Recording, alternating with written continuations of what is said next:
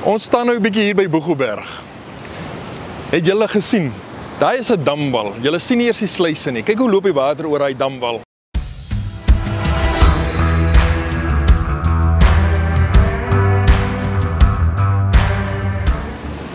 Ons staan hier by Boegoberg. Kyk gou daar. Hierdie is die damwal. Jy sien nie eers die sluise wat oop is nie. Kyk hoe kom die water oor hierdie. Kyk hoe vloei hierdie water. Hierdie is veronderstel om 'n dun stroompie te wees wat hier afgaan.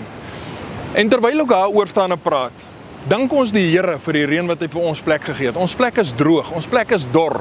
Ons het gevra vir reën, ons het gekry. Moenie ophou bid, daar's nog plekkies wat reën kort. Maar hoor gou hier. Nou kom ons en ons het hierdie verskriklike reën gekry.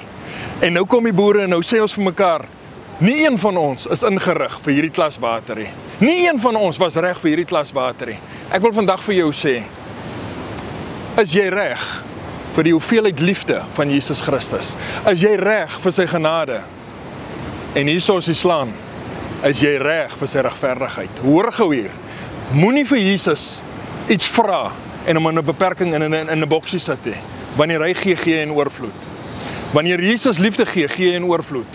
Wanneer Jesus kom met die swaard, dan kom hy in oorvloed. Ek wil vandag vir jou sê, kom ons maak gereed vir die groot. Kom ons maak gereed vir alles wat ons... Hoekom bid ons? Hoekom bid ons vir reën as ons nie reg is vir baie nie?